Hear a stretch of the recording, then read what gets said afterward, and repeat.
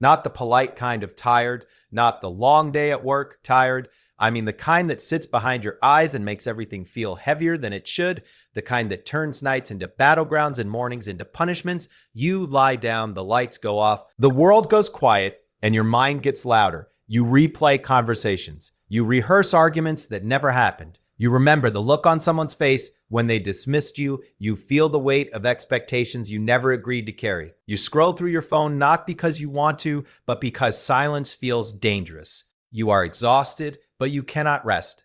And it makes you feel broken. You start to wonder what's wrong with you, why everyone else seems to sleep like it's automatic, why your body won't cooperate, why your mind won't shut up, why even when you finally drift off, you wake up feeling like you've been fighting all night. You don't say it out loud, but sometimes it feels like your nervous system is always braced for impact, always alert, always scanning, always ready. Even in the dark, you've gotten used to functioning on fumes. You've learned how to smile through brain fog, how to perform through fatigue, how to answer "I'm good" when you are anything but good, but deep down, there's a quiet fear. If you slow down, everything you've been holding back might surface us. The loneliness, the rejection you never processed, the abandonment you pretend didn't hurt. The constant feeling that you are not quite enough. Sleep is supposed to be surrender, and surrender feels unsafe. Maybe no one ever told you this, but chronic sleep struggles are rarely just about sleep. They're about safety. They're about whether your body believes it can finally let go. Your body remembers every late night argument, every unanswered message, every moment you felt invisible, every time you had to be strong when you didn't want to be. Your nervous system doesn't care about your productivity goals. It cares about survival. And right now, it doesn't feel safe. There was a man I once spoke to, mid-30s, successful on paper, good job. Clean apartment, gym routine. He told me he hadn't slept properly in years. He would lie awake, staring at the ceiling, heart pounding for no clear reason. Doctors told him he was fine, blood work normal, nothing alarming. But when he talked about his childhood, his voice changed. He grew up in a house where doors slammed at night, where silence meant something bad was coming, where sleep was never peaceful because it could be interrupted at any moment.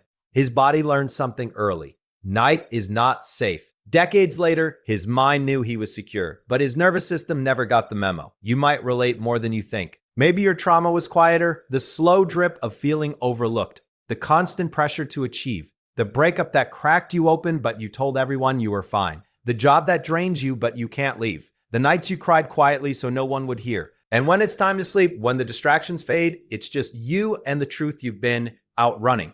That's why you feel wired and tired at the same time. Your brain wants rest. Your body doesn't trust it. And here's the part no one explains clearly enough. Sometimes you don't need another productivity hack. You don't need more discipline. You don't need to try harder to sleep. You need support, real physiological support. Because your brain chemistry has been running on stress for too long. Cortisol has been your silent companion, adrenaline your background music, tension your default setting, and you have blamed yourself for not being able to just switch it off. There are things, simple, overlooked things that can help your body remember how to soften. Not in a fake way, not in a numbing way, but in a numbing way, but in a way that rebuilds safety from the inside out. You don't need a pharmacy. You don't need to sedate yourself into unconsciousness. You need to nourish what stress has depleted. One of the most underrated pieces of this is magnesium, not the trendy kind people throw around on social media. I'm talking about forms like magnesium glycinate or magnesium threonate. When stress becomes chronic, your body burns through magnesium like it's fuel.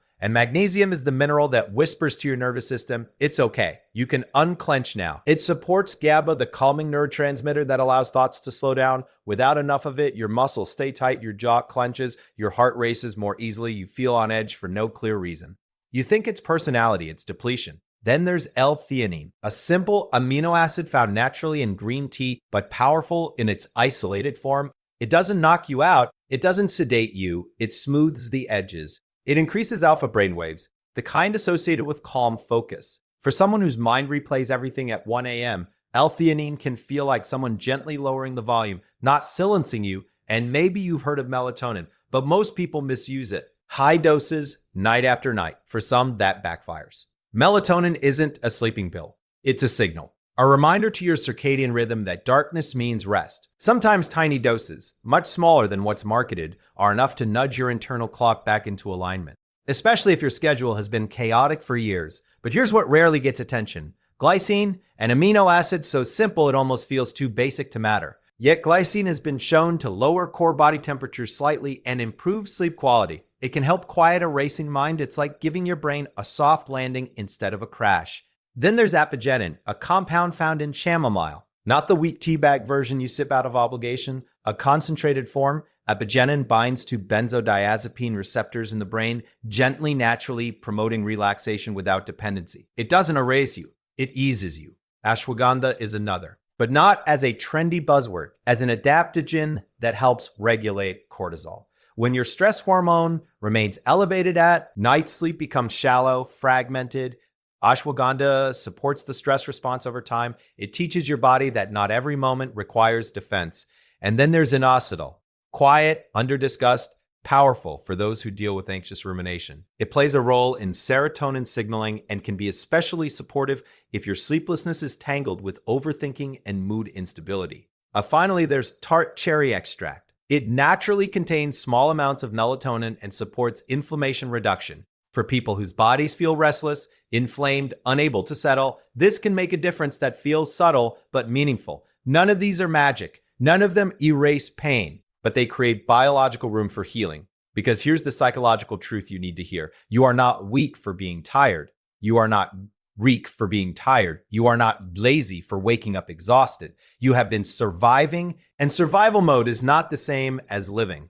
When your system has been under pressure for years, it forgets what baseline feels like. It forgets what calm feels like. It forgets that night can be gentle. Supplements are not about optimizing performance. They are about replenishing what chronic stress has stolen, but they only work when paired with something deeper. Permission to not solve your entire life at midnight. Permission to not respond to every message immediately. Permission to let tomorrow wait. Permission to be unfinished. The turning point for that man I mentioned earlier didn't come from a single capsule. It came the night he realized something simple. He had been trying to conquer sleep instead of cooperate with it. He had treated his body like an opponent. For the first time, he decided to treat it like a scared animal instead. Something that needed gentleness, not force. He started small, magnesium at night, l-theanine when his mind felt sharp and restless. A consistent wind-down ritual, no dramatic life overhaul, just signals of safety repeated. Weeks passed, not overnight transformation, but gradual shifts. He noticed his shoulders dropping more easily. He noticed nights where he woke up but fell back asleep instead of spiraling. He noticed mornings that didn't feel like punishment. The real change wasn't just sleep. Trust that his body wasn't betraying him. Trust that healing could be incremental. Trust that exhaustion wasn't his identity. That's what this is really about. You have been living like you're disposable, like your nervous system can be pushed indefinitely, like your value is tied to output, but the body keeps score. It whispers before it screams. Insomnia is often a whisper that says you cannot keep abandoning yourself and expect peace. Amazing sleep isn't about perfection. It's about regulation. It's about creating internal conditions where your brain no longer feels hunted. When magnesium replenishes what stress drained, your muscles soften. When l-theanine steadies your mind, thoughts lose their sharp edges. When glycine cools your system, your body transitions more easily. When apigenin binds gently to calming receptors, anxiety loosens its grip. When ashwagandha lowers nighttime cortisol, your heart stops racing for no reason. When inositol supports serotonin pathways, rumination eases. When tart cherry extract supports natural rhythms, your body remembers darkness means rest. Each one is a small vote for yourself, a small declaration that you dare serve restoration. And here's the deeper psychological shift. Sleep is vulnerability. When you sleep, you are not performing. You are not impressing. You are not defending. You are not proving. You are simply existing. If existing has felt unsafe for you, of course, sleep feels hard. But you are not that helpless child anymore. You are not that rejected teenager anymore. You are not that heartbroken version of yourself anymore. You are not that heartbroken version of yourself anymore. Your body might still react like you are. You can dim the lights earlier. You can step away from the screen. You can take the supplements that support your chemistry. You can breathe slower. You can choose softness without earning it. But something shifts when you stop attacking yourself for being tired. Something shifts when you say, I am going to support myself instead of shame myself. You have carried enough You have stayed strong long enough. You have pushed through enough. What if rest is not a reward? What if it is a right ID? Imagine closing your eyes tonight without resentment, without fear of the hours ahead. Imagine trusting that your body, given the right support, knows how to power down. Because it does.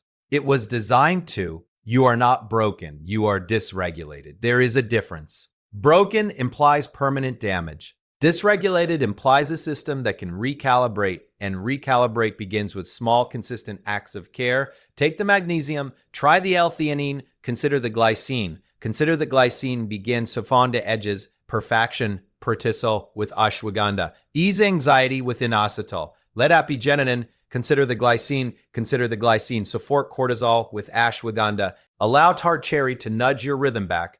Not all at once, not recklessly, but intentionally. Research, start low, listen to your body, build slowly. This isn't about chasing amazing sleep as some aesthetic achievement. It's about reclaiming the part of you that deserves peace, the part of you that has been whispering, I'm so tired. Not just physically, emotionally, mentally, spiritually. Tonight, when you lie down, I want you to try something different. Instead of bracing, release, invite it.